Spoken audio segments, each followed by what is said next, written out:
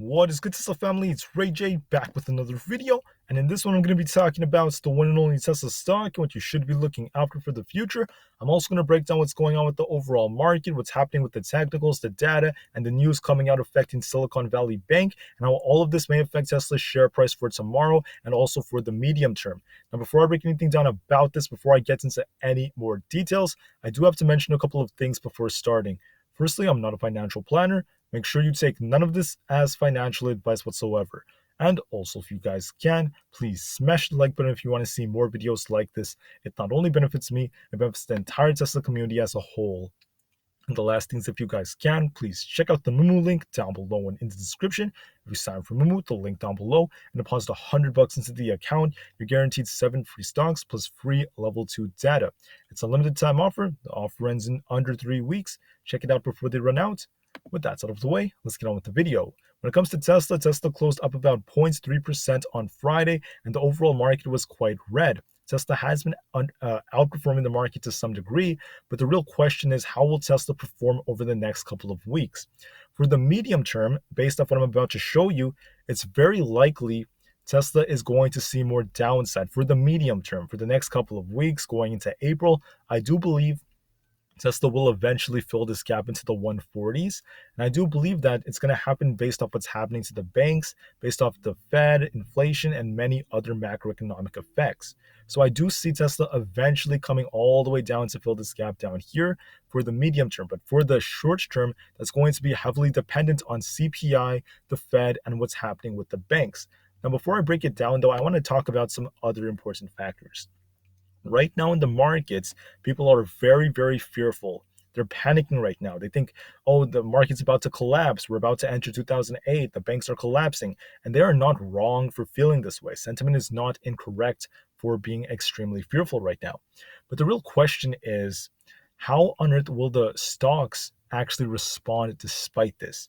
Yes, we're most likely going to get a big, big, big drop. Yes. But what about for the short term? For the short term, could the market rebound a bit, or are we going to continue to just, crash from here? That's going to be very dependent on many different factors. One thing to remember is tomorrow is going to be Monday, the last full day before CPI comes out. CPI is coming out on Tuesday before the market opens. About 2 hours before the market opens, according to this, CPI is going to be coming out. This is going to affect the Fed's policies, of course, and if the number is too hot, it's going to be very negative for the stock market. Joe Biden, however, is very confident it's going to come out as it's going to be a good report.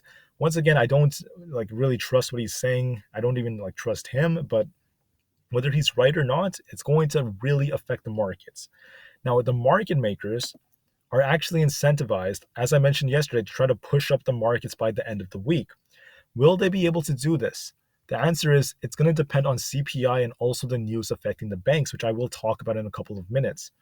Now, if the news is very bad and another bank collapses hypothetically and CPI is hot, or even if CPI is as expected, but there's more bad news about the banks, it could be very hard for the market makers to try to prop up the markets. And we could just continue to crash and they could just fail entirely. That's also very possible. And that's why the news is going to be very important for the week. But if things go as planned, it is still possible that they're going to try to prop the markets up, as we have a high put to call ratio and max pain at 400. That's all very, very possible. I will talk about this a little bit more later on. But first, we have to talk about Tesla and also the banks. What's actually going on, how this could affect the markets tomorrow. To start us off, Tesla has some good news. The new Model Y inventory levels are still relatively low. What this tells me is we're still seeing increased high demand for Teslas. People are continuing to buy Teslas. They're continuing to just pile in, and we're just seeing these cars being bought up like crazy.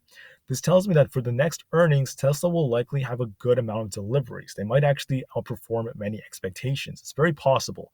But the problem is, we don't know how well this is going to hold up in China, and also what's going to happen going forward when it comes to Tesla's new margins and other factors like that, their earnings per share. But other than that, I still think that deliveries are still in a good place for the time being. Now, we were hit with some negative news, and that is because of the fact that Elon Musk said he's open to the idea of buying Silicon Valley Bank, but Tesla investors not just one of them, but many of them, are telling him no thanks. Now, what does this have to do with Tesla? Why is this considered bad news? The bad news about it is when Elon Musk announced that he was going to buy Twitter. I'm sure you guys remember that. Tesla's stock ended up tanking, not just because he was selling his shares to end up buying Twitter, but also because of the fact that many investors were capricious, they were very apprehensive, they were very worried that Elon Musk would not have as much time for Tesla. Now, ever since he bought Twitter, Elon Musk has not put as much time tweeting about Tesla, for example. A long time ago, I remember Elon Musk would tweet like 2 to 10 times a day, almost every single day, about Tesla, talk about some updates, different parts. It was very fun to get these updates from him. Nowadays, ever since he bought Twitter, he's been tweeting about Tesla less often than that. He's gone many days without even mentioning Tesla, and many investors may not like this. Now, the good thing about Elon Musk, though, is he's an incredible hard worker, and I don't think that this is going to stop Tesla for its success. He's still going to be able to lead the company. I still have faith in him. But I want to note for everyone that if we do get news like this again, if Elon Musk does end up buying Silicon Valley Bank, Tesla's stock may actually tank as a result of capitulation from many investors and the fact that they don't really want him to do this. It's unfortunate, but it's true that as Elon Musk ends up buying more companies, he's going to have less time specifically for just Tesla. That's why many investors did turn their backs on him. It is the truth. That does not mean Tesla's going to fail. I'm very bullish on Tesla. I still think he's going to do a great job, but it is worth noting that for the short term, this could be bearish news for the company. It also depends on how he ends up buying Silicon Valley Bank if it does happen, because if Twitter ends up acquiring it, then it may not be as bad. I just don't really know the details just yet. I just wanted to put this out there that this is not the best of news for Tesla investors. You have to be prepared just in case.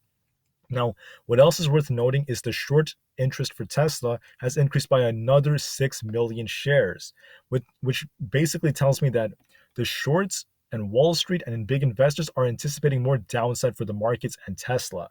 They believe this based off what's happening with the geopolitical issues, based off the macroeconomic factors, fundamentals, and different factors like that. Now, what they're essentially telling me is these investors, they don't just buy Tesla puts for like 1 week out. What they tend to do is they buy these like puts, they open short positions for many months out and maybe even a year out, meaning that for the next couple of months, they're leveraging themselves in a way where they're anticipating downside for the markets, and this will actually give them more and more potential to not just make profits, but also hedge different positions. And they could be hedging by actually buying shares for something else.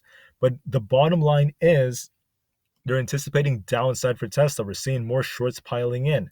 And as they start to short Tesla more, this will lead to more downside for the medium term.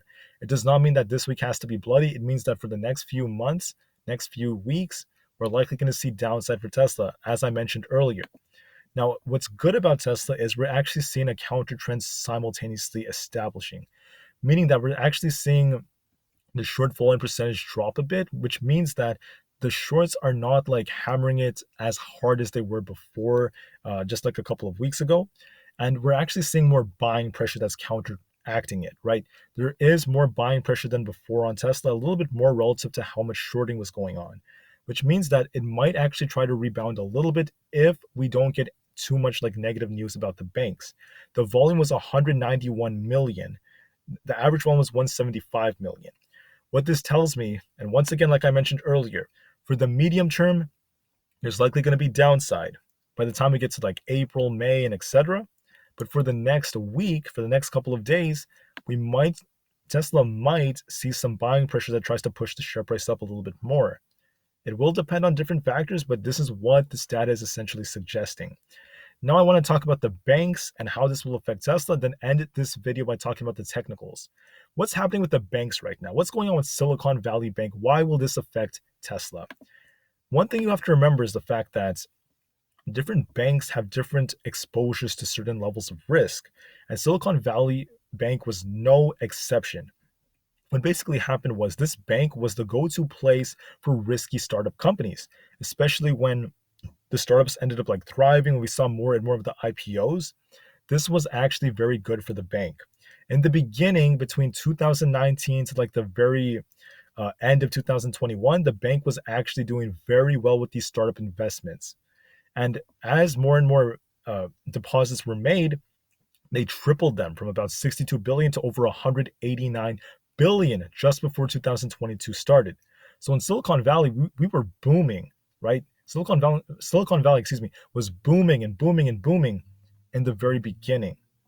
But then what happened was they ended up actually taking these deposits, this money, and it was actually at the same time high risk. The bank was highly concentrated in high risk startups. And during times like this, they're not doing as well. That's not good for the banks. And then what the bank also did is they purchased treasury bonds and mortgage backed securities. What does this mean? The Fed started raising rates, okay? And when the Fed was doing this, we actually saw interest rates surge for the banks, and then the 2-year treasury yield ended up actually surging as well, which meant that the valuation of their bonds that they were buying into went down. Their long-term investments in bonds went down as the 2-year started to surge, the 2-year treasury yield. So they were forced to sell all of these bonds for a huge loss. They lost tons of money in the process. And as they lost all that money, these mortgage backed securities are not helping them. So they made some very, very high risk investment choices. And now the high interest rates are making them pay for it, unfortunately. And this is very sad because the inverted yield curve, which changed, is hurting them. Like that's the problem with being too exposed to high risk startups. So now what's happening is as we start to see the bank just lose and lose and lose, more attractive people started to withdraw their money, which caused Silicon Valley Bank to basically sell their bonds for even bigger losses. And this led to a big cycle of people just withdrawing, the bank losing money, withdrawing more money, and it eventually collapsed in the process. That's very, very horrible. With all the withdrawals and then all of this selling for losses, they lost over $42 billion. And then the valuation of the company ended up dropping. It was just an absolute mess. And this is now hurting investors. It's hurting the people. It's hurting the startups. People are getting destroyed because of this. And this was the biggest failure since 2008. That was horrible. That's why the market ended up crashing the way it did. This is not good news whatsoever. So now the Fed is actually calling for an emergency meeting tomorrow. The Fed is going to be negotiating, talking about the situation, and trying to figure out what they're going to be doing about this. We have people like Bill Ackman saying that the US government needs to fix this within 48 hours or face destruction. But you also have to remember that he is indirectly exposed to those assets. He's exposed to the startups and also the bank. So he's biased when he makes claims like this, but he could be right about that. So now we're going to see if the Fed's going to bail them out, if someone else is going to buy them. And that's why Elon Musk is coming out and saying that he's open to the idea of buying the bank and creating a digital asset bank. Once again, it's just a whole mess. And I also want to remind everyone that when it comes to risky investments during times like these, Silicon Valley Bank is not the only bank that did this. This is one of the top 20 banks in the USA. There are other banks out there that are struggling. And we're likely going to see, in my opinion, and I know this is very unfortunate, but more banks going through some big, big, big struggles. And this is leading to some pain, lots of like controversy for the Fed. Because the Fed is in a position where inflation is going up, right? Inflation is hot. The Fed has to keep tightening, and the banks are already getting destroyed, right? It's very unfortunate. It's very tough, and it's just getting started. Unemployment is just starting to go up. So here's what I'm seeing. It doesn't matter if CPI and core CPI are like too hot or too low. The bottom line is, in my opinion, that inflation is hot. It is far away from the Fed's target still. Just as Jerome Powell said, the Fed has to keep tightening. They can't just stop tightening because of what's happening to the banks. So I'm seeing either a 25 or 50 basis point rate hike again, most likely. Now, there's a chance the Fed might back down from like 50 basis points because of how the banks are being destroyed. They might just go for 25. That does not mean the market will rally, because if they do that, they're going to have to actually, they're incentivized to slow down just a little bit because there's so much pain right now. The economy is getting hit hard. The banks are getting hit hard. The Fed is not what caused the market to just start tanking over the last couple of days.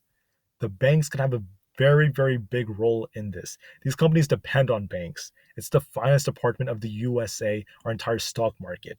That's why it's so huge. And the banks alone could cause the market to crash.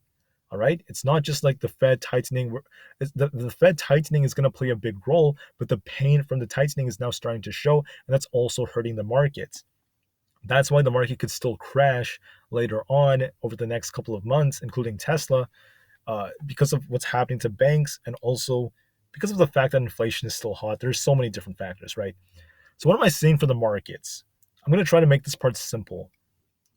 I believe that we're dropping really hard, and we do have technically overall a bullish divergence, yes, a hidden bullish divergence that's developing. Once again, if you disagree, just look at the RSI. The RSI is at this place right over here, and the RSI is making a lower low, the price is making a higher low. This is a divergence that's forming, a bullish divergence. The market might try to rebound just a little bit. It might try it, but if we're hit with any very negative piece of news, it could kill any rally in an instant. So you have to be prepared for that. Now, if I fall under the assumption that there's going to be no like huge negative piece of news in a way where another bank collapses or anything that extreme, as long as that does not happen, and as long as like CPI is kind of decent, the market might try to rebound just a little bit. I am seeing that being a big possibility. And I believe that tomorrow we're going to see lots of sideways price action. And the market might try to rebound just a little bit based off what we saw near close, and also because of this bullish divergence. Now, just because we rebound a little bit, I don't think it's going to be that big if the data doesn't allow it. So it's going to depend heavily on the data. If the market does get a like end of the week short squeeze, it is possible, but it's going to depend on the data and the news affecting the banks. All right, I want you all to know this and keep this context in your mind. What does all of that mean for Tesla? Once again, for the medium term, I see Tesla tanking.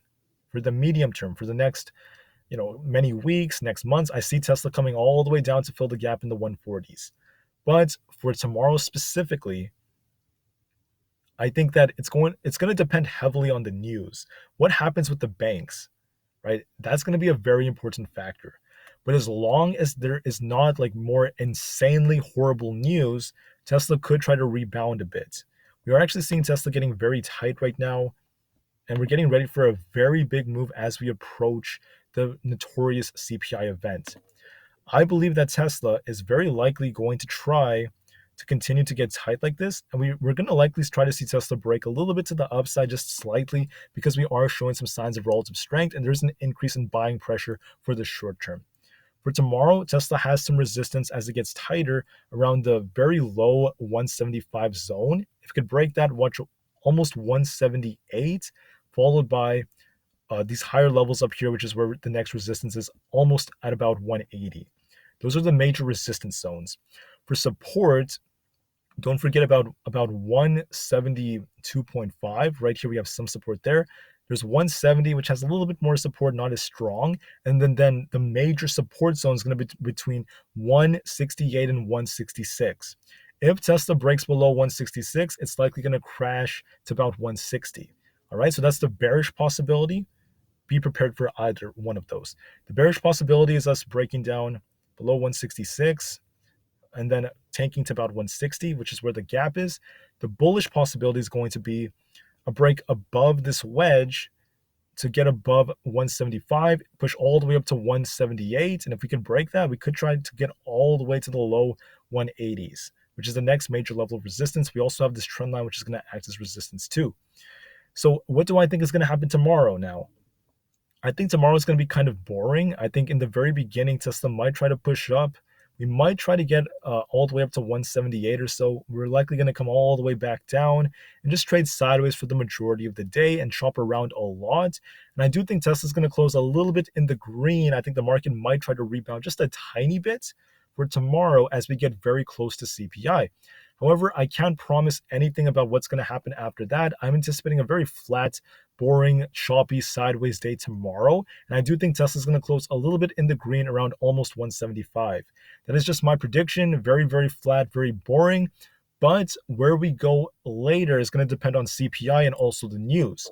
Now, that is just my prediction under the assumption that nothing bad comes out from the news cycle. So be prepared for anything just in case some very bad news comes out. But like I said before, I am anticipating a slight rebound being the most likely case.